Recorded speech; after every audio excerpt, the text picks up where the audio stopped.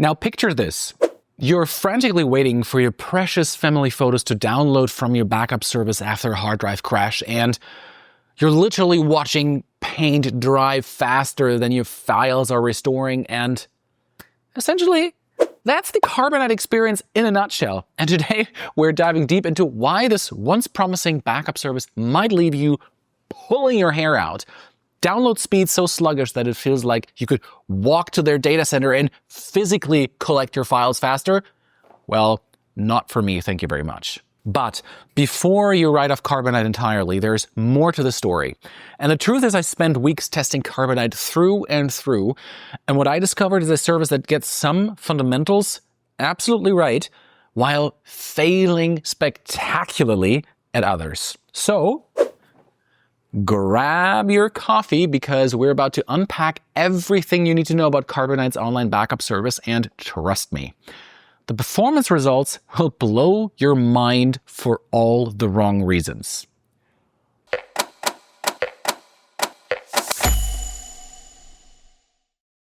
Normally, I like talking features first when I do a video review, right? I mean, you know me by now. However, for Carbonite, I want to start with its plans, since they are integral to the features that you get, or you don't get. So there's Carbonite Safe, their consumer offering, and it comes in basically three options: Basic, Plus, and Prime. And you gotta understand this first before we can continue here in the video, right? The first thing that caught my eye was the unlimited storage. Unlimited storage, incredible, right? An era where like most services seem to nickel and dime you for every gigabyte, Carbonite promises you they back up as much as your heart desires. What? From a single computer? Oh my god, this sounds great. Now, the basic plan gives you exactly what it says: basic automatic backup of your computer's files. But here's where Carbonite starts showing its limitations, right? You can't back up external hard drives. Bummer, right? There is no automatic video backup. Bummer, because I have a lot of video files, as you know. And you're missing some of the more advanced features that competitors throw in as standard. There's things like backing up a network-attached storage device or creating image-based backup. And for me, at least, that's not great, right? So step up to the Plus plan, and suddenly you get an external hard drive backup, automatic video backup, and here's also something very interesting. They throw in WebRoot Secure Anywhere antivirus software? Well, interesting. I'll give credit where it's due, right? Bundling antivirus is actually pretty clever. This isn't a typical option with online backup services, so having it included feels like genuine added value, and the automatic backup, video backup is also a nice touch, especially if you're someone who shoots a lot of phone videos and wants them protected without thinking about it, right? The Prime plan is where Carbonite tries to justify its premium pricing, and you essentially get everything from Plus, but the real kicker is their career recovery service. And to be fair, this is actually pretty cool. Now, if you experience a catastrophic failure, they'll ship you a physical hard drive with your data for just $10 as long, well, as you live in the United States, of course. And on the Basic and Plus plans, this costs $100 instead. It's like having a digital insurance policy that actually shows up at your door. And the career service bridges the gap when downloading terabytes of data, which isn't really practical, especially when you're dealing with Carbonite speeds, which we'll get to in a moment. I know I didn't mention how much each of these plans costs, and don't worry, we'll get to that a little bit later in the video. What's notably absent from Carbonite's feature set is anything resembling modern sync functionality. And here's the thing, this isn't Google Drive or Dropbox, right? Where you can seamlessly work with files across devices. It doesn't want to be that, right? And Carbonite is, and always was, purely backup. And think of it as digital safety deposit box rather than a collaborative workspace. And to be clear, there is a difference between cloud storage and online backup. So if you're curious, click on the video up in the corner to find out a bit more about how we think about this. One feature that does deserve mentioning is their continuous backup approach. Once installed, Carbonite runs quietly in the background. They automatically back up new and change files. You don't need to remember to start backups or manage schedules. It just works. For people who want truly hands-off protection, this approach has its merit. The software basically monitors your file system and queues up changes for backup without you having to lift a finger. Everything runs in the background. The versioning capabilities are reasonable, but yeah, they're not really exceptional. Carbonite keeps up to 12 versions of a file, consisting of a daily version of the past week, 3 weekly versions from the 21 days before that, and 2 monthly versions from the preceding 60 days. I'll keep you a moment to digest these numbers. It will also keep 3 versions of a file, no matter the age, which consists of the 2 most recent file versions as well as the current version. And it's not the most sophisticated versioning system I've seen, but it pretty much covers the basics.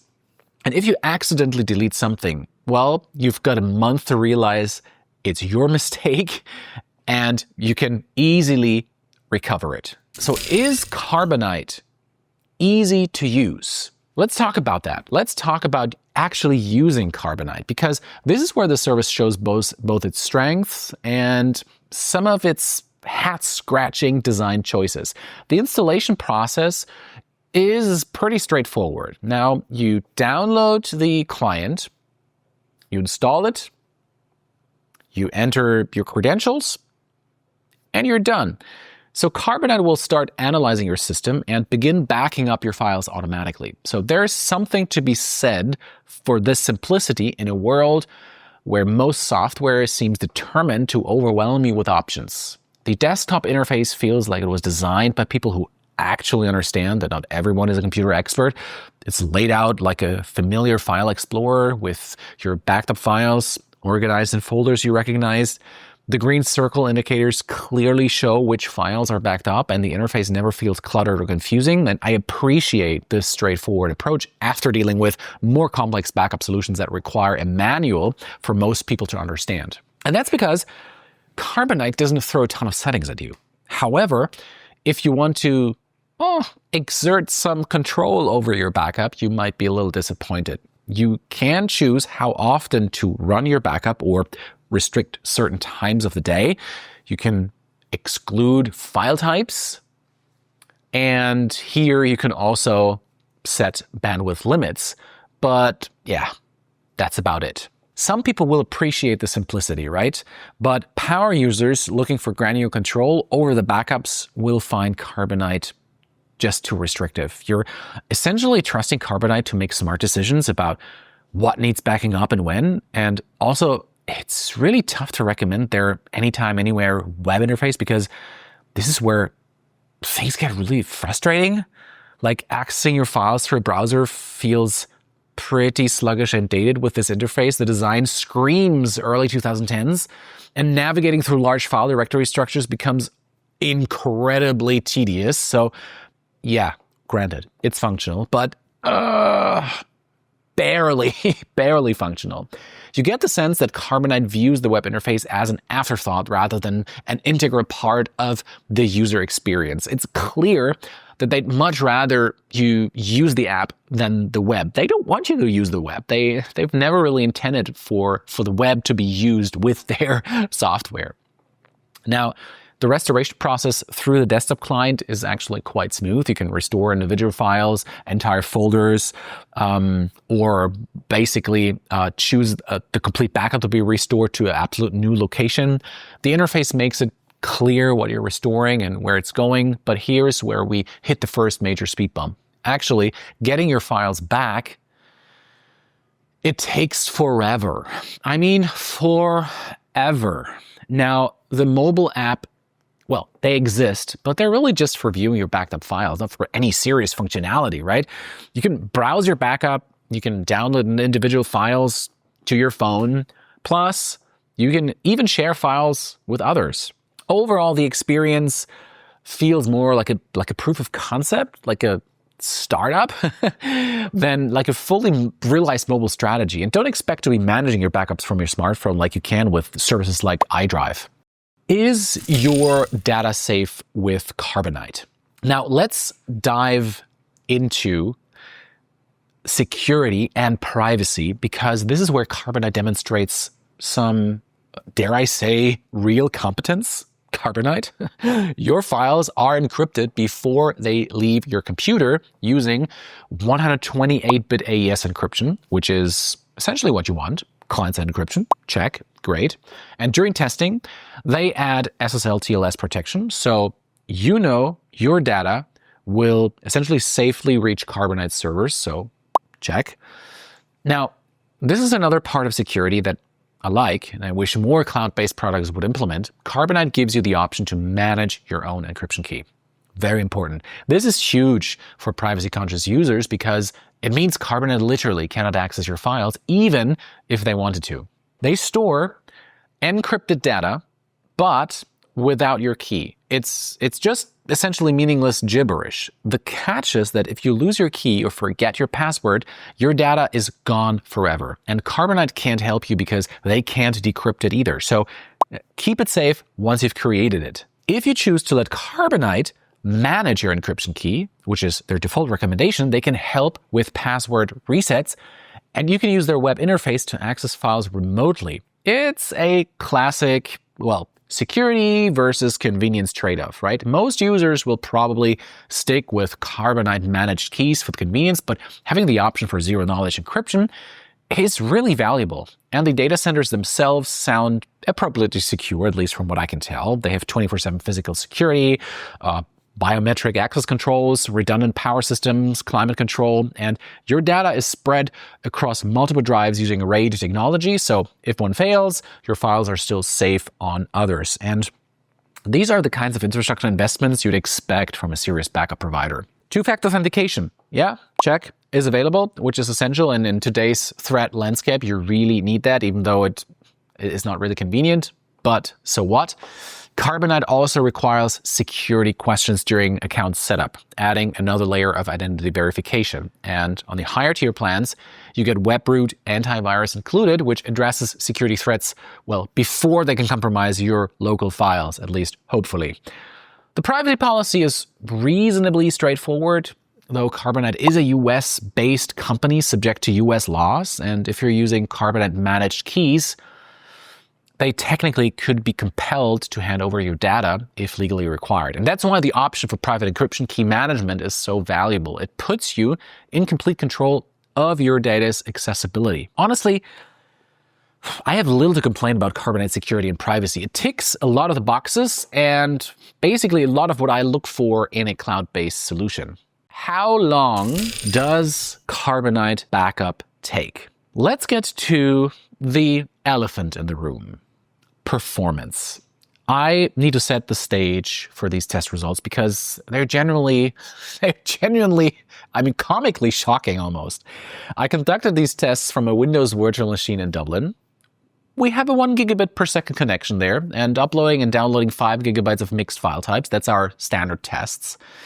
I ran tests both with the connection throttle to 100 megabits for stability and then with the full gigabit connection unleashed, as I usually do with all the cloud storage services here. And the results were frankly devastating for Carbonite. On the throttled 100 megabit connection, where the theoretical ceiling for our test should have been around 6 minutes and 40 seconds, Carbonite averaged nearly 20 minutes for uploads and an absolutely productivity crushing 1 hour and 25 minutes for downloads. And let me put that in perspective. The median upload time across all services I tested so far this year was under 8 minutes, and Carbonite took more than double that time. But the downloads are where Carbonite truly face-planted.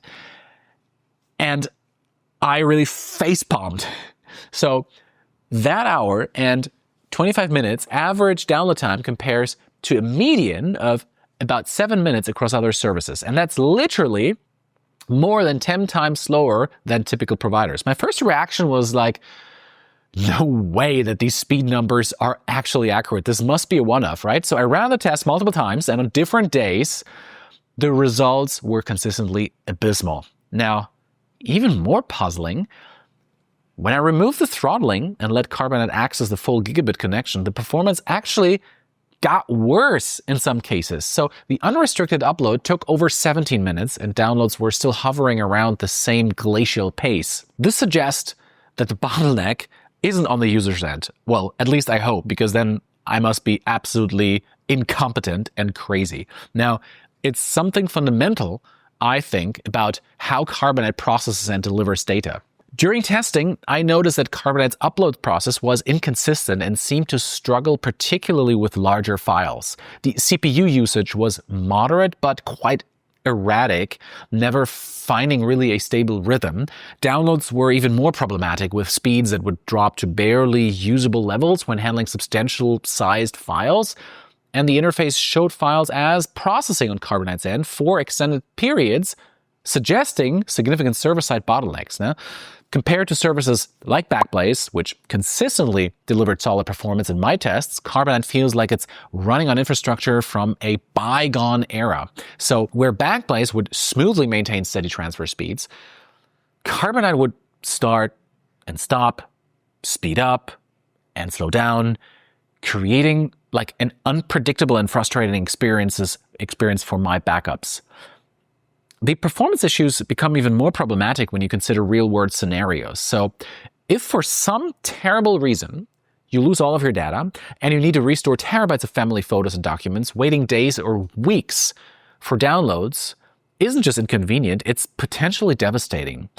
Yeah, the career recovery service starts to feel less like a premium feature and more like an admission that the digital delivery is fundamentally broken. How much does Carbonite cost? All right, let's talk money, because Carbonite's pricing strategy is something of an Achilles heel. The personal plan, both personal plans run $72 annually for basic and $78 for plus and $121 for prime. At first glance, these prices seem, well, reasonable for unlimited backup, right? Especially when you compare them to services that charge per gigabyte. But here's where the math gets uncomfortable. In 2023, Carbonite increased its prices, adding about $1 per month to each plan. While they frame this as enabling additional investments in security and usability enhancements, the reality is that you're paying more for a service that already underperforms compared to other players in the field. Now, the basic plan at $72 per year breaks down to $6 per month. For unlimited backup of a single computer, that's not outrageous. But remember, you're just getting the basics. No external drive backup, no automatic video backup, and certainly no antivirus software. You're paying for unlimited storage, but with significant limitations on what you can actually store. Step up the plus at $78 annually, you're at around $6.50 per month, and now you get external drive backup. Now you get automatic protection and webroot antivirus. The antivirus alone typically costs around $40 per year, so there's legitimate value being added. Still, you're dealing with the same glacial performance and limited feature set. The Prime plan at $121 yearly works out about $10 monthly, right? The main addition is Career Recovery, which costs just $10 when you actually use it. But unless you're planning multiple disaster recoveries per year, you're essentially paying $30 annually for the privilege of having career service available. And the further you dig, the further Carbonite's value proposition really falls apart. To give you some perspective, Backblaze Personal Backup offers unlimited backup for $99 per year with significantly better performance. iDrive provides more features and better speeds at competitive prices. When you factor in Carbonite's terrible performance, you're essentially paying premium prices for a subpar service. And if you're curious about Carbonite's competition, click on the video in the corner here to see my full review of Backblaze, which does a lot of things a lot better than Carbonite. But before we wrap up, it's worth taking a quick look at Carbonite's business offering, the Pro plans.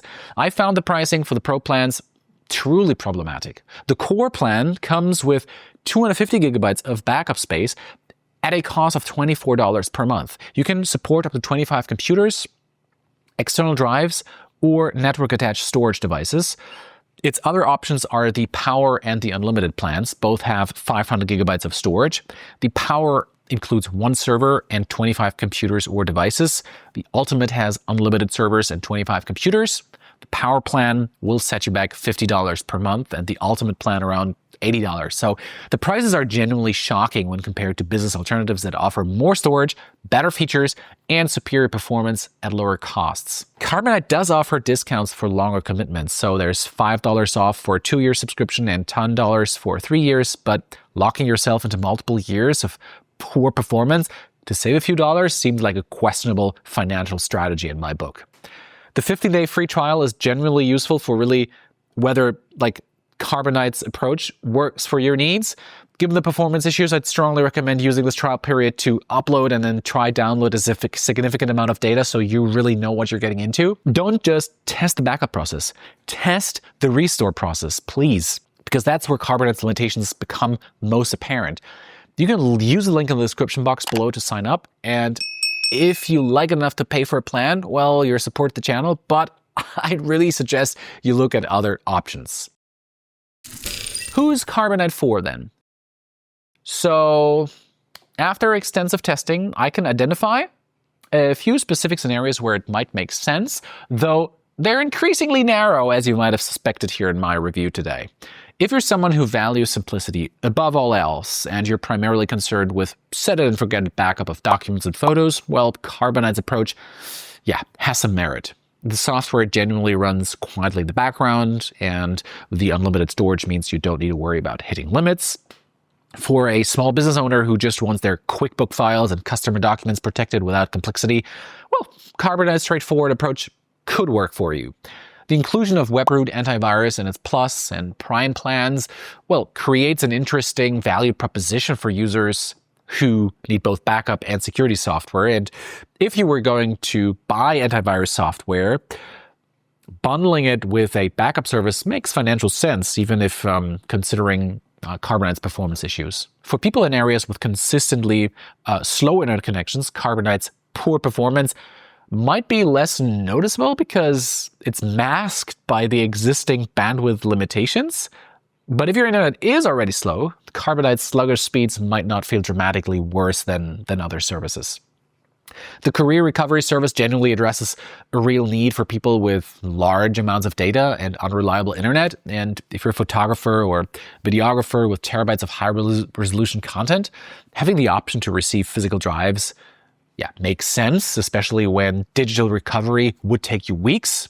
However, for most users, Carbonite's limitations significantly outweigh its benefits. If you need reliable, fast access to your backed up files, Carbonite, will frustrate you.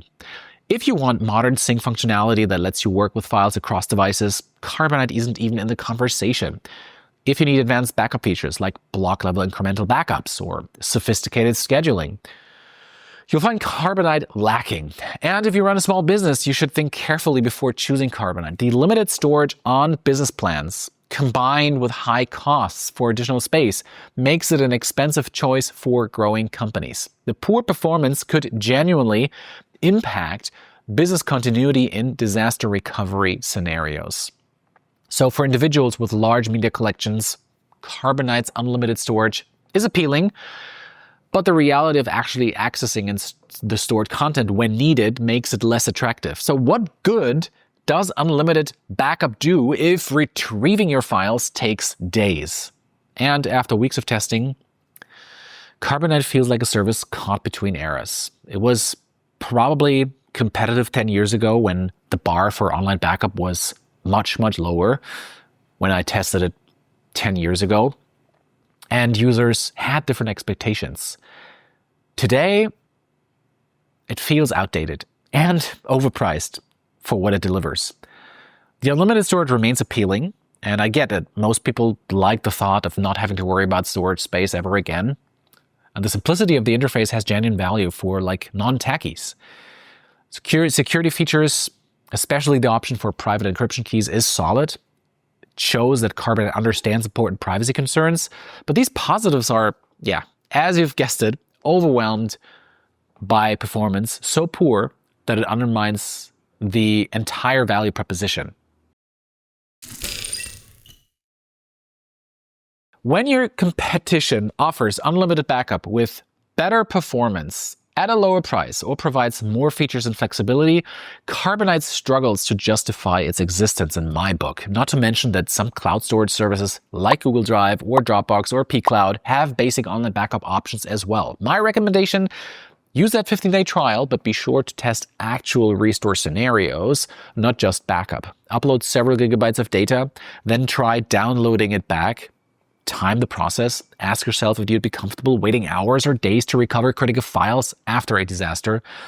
And if the answer is no, there are better alternatives available. The backup market has evolved significantly, and unfortunately, Carbonite seems to be stuck in the past while charging present-day prices. And for users, I just see that your money and data deserves just better. So, what's your experience with online backup services? Have you tried Carbonite, or are you using something else? Drop a comment below and let me know what's working for your backup needs. And if this deep dive helped you avoid a potentially frustrating backup solution, well, hit that like button and subscribe for more honest reviews of cloud services that actually matter. Until next time, keep your data safe, but maybe not with Carbonite. See you in my next video. Bye-bye.